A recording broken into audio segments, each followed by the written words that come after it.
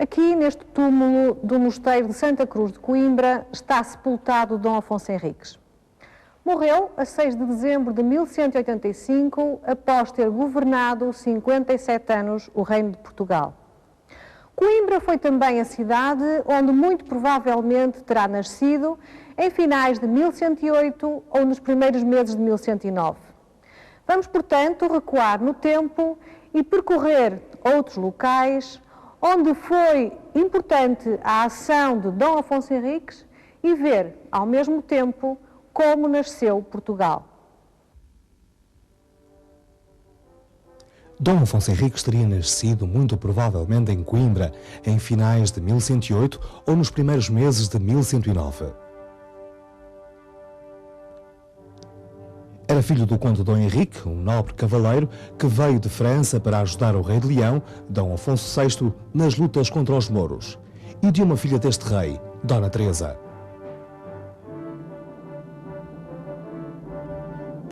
Já vimos que a partir das Astúrias, os cristãos da península foram reconquistando terras aos muçulmanos e formando novos reinos. No século X, Dom Afonso VI, rei de Leão, tornou-se notado pela conquista de Toledo, rica cidade muçulmana e a antiga capital dos visigodos. As conquistas de Dom Afonso VI levaram a um endurecimento das lutas entre muçulmanos e cristãos, e estes tiveram então de pedir ajuda a outros cristãos de outras regiões da Europa. Foi por isso que vieram para a Península Ibérica grupos de cavaleiros cristãos, entre os quais se encontravam Dom Henrique, que auxiliou o rei de Leão na defesa do norte da península. Para o recompensar pelos serviços prestados, o rei de Leão casou com a sua filha Dona Teresa e deu-lhe um território para governar, o Condado Portucalense, que se estendia do Rio Minho à região de Coimbra.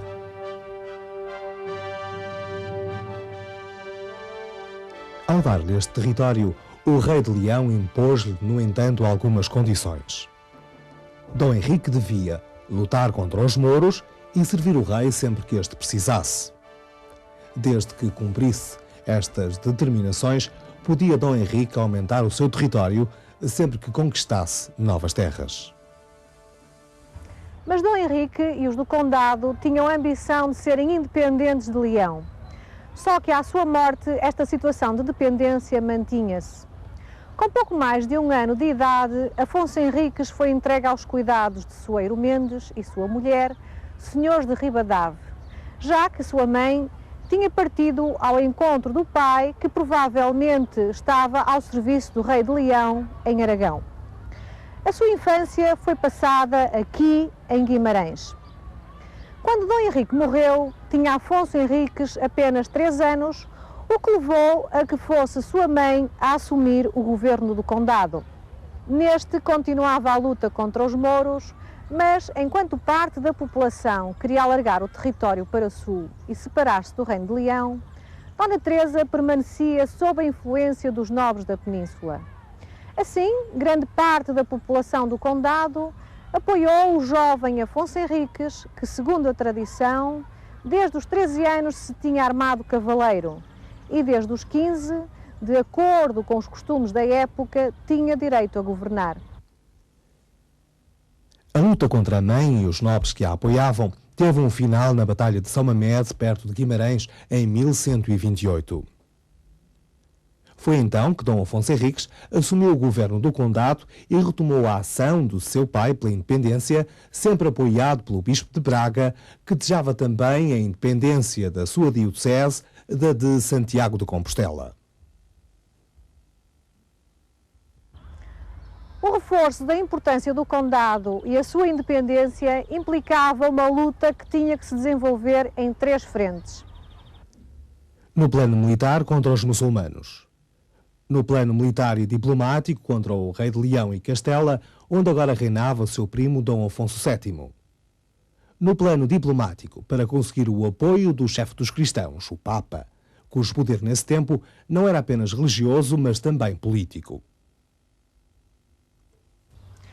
Esta luta não podia ser desenvolvida apenas por um único indivíduo e por trás de Dom Afonso Henriques teremos sempre de ver agentes do condado. Foi esta união que fez Portugal independente.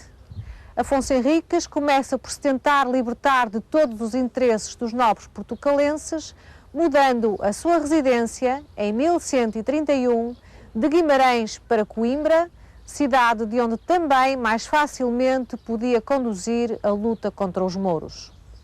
É a partir daqui que vai, primeiro, combater o primo, Afonso VII, e forçá-lo, em 1143, em Zamora, a reconhecê-lo como rei. Relativamente ao reconhecimento do reino pelo Papa, era mais fácil a Dom Afonso Henriques consegui-lo se existisse no território do condado uma diocese independente. Por isso, apoiou-se sempre no arcebispo de Braga, seu conselheiro nessa pretensão. Mas era preciso também cobrir-se de glória na luta contra os mouros e mostrar ao Papa que o novo reino garantia a expansão dos cristãos. A partir de Coimbra foi criada uma linha de defesa desta cidade contra os mouros, apoiada em castelos que defendiam o território. A partir daqui, são lançados ataques a Santarém e Lisboa, praças importantes dos muçulmanos. Santarém era então uma cidade rica dos muçulmanos. Quando lançou o ataque a esta cidade, em março de 1147, Afonso Henriques já sabia que podia contar com o auxílio dos cruzados de várias regiões da Europa, pois pedira ao bispo do Porto para os convencer a ajudarem-no na conquista de Santarém. Foi uma operação surpresa e tinha como objetivo fundamental lançar o ataque a Lisboa. Lisboa era, na altura, uma cidade importantíssima, dominando o Tejo, e também era fundamental para conter as investidas muçulmanas que vinham da costa sul da península e do norte de África. De facto, Dom Afonso Henriques lançou um sangrento cerco a Lisboa que durou 17 semanas e causou grande mortalidade de parte a parte, tendo os cruzados e Dom Afonso Henriques entrado na cidade a 24 de outubro de 1147.